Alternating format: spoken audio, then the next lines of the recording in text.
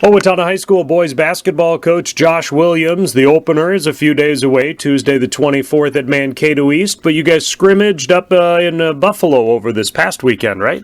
Yeah, we've done that scrimmage probably a good 8 or 9 years now. It's us, Buffalo, Tartan, and Orono. So three traditionally very, very strong teams, and they will be again. How about yourselves? What did you like from what you saw from your team?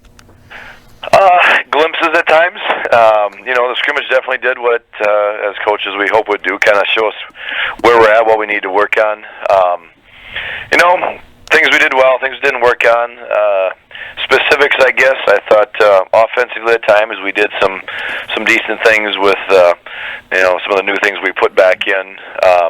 Defensively, when we got into our press, I thought right away at the start, our first scrimmage against Buffalo, we did a pretty good job there of creating some turnovers and doing some nice things. Then throughout the day, we faded, I guess, probably the best word, just in terms of our energy. Effort wasn't quite as good as I wanted either, so that was probably the biggest disappointment, I guess, on the weekend was that. The scrimmage itself, a lot of times you're going to make mistakes, so that as coaches we come to kind of expect, and which we did, but then we can fix those things. And as for going back to like the week of practice, it was hard to judge why that was, because we had a great first week of practice. Coach Houston and I were talking after the first week that the guys did a great job. It was a ton of fun. The energy was wonderful, and I think it has been this week too. So other than Saturday, I thought our energy and effort has been just fantastic. So whatever it was, that was probably the biggest disappointment on Saturday was that. But there was some positives on both ends of the floor when it comes down to the X's and O's and execution, and we're still trying to figure out rotations and starters and all that right now too. Mankato East is the opener for you, and East is highly ranked, and you said they had a top-notch player that may or may not be ready to go for them on Tuesday night? Yeah, they'll be a top 10 team. Well, I know they will be. I'm pretty sure they'll be, from what I understand, looking at some of the preseason publications. And the transfer kid that they got in, his name is Christian Coffey, came in from Chicago. He was a two-time all-conference player down in that area as a sophomore and junior. So given some of the videos I've seen of him, he's pretty darn good. 6'4" guard that is very talented, and they got some nice kids to go with him. So they're going to be a very, very solid team, and actually we get to go see him tonight. We're going to go scout them and get our first look at their team and him. From what I understand, he is playing right now. So okay.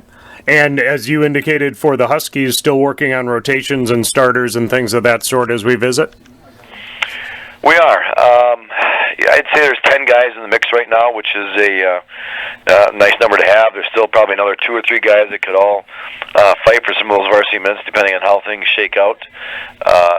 Really, the biggest thing we have to figure out right now is, okay, do we want to start with our bigger lineup, start 2 traditional posts and 3 guards, or do we start more of a guard lineup and have 1 post and 4 guards more on the floor at a time? And it really depends on what we want to do and how we want to play. Going to the scrimmage this weekend, there was no doubt we were better defensively and better scoring it when we went to a smaller lineup where you could just press more. We were able to get the ball in the basket a little bit easier, a little bit tougher for other teams to match up with us.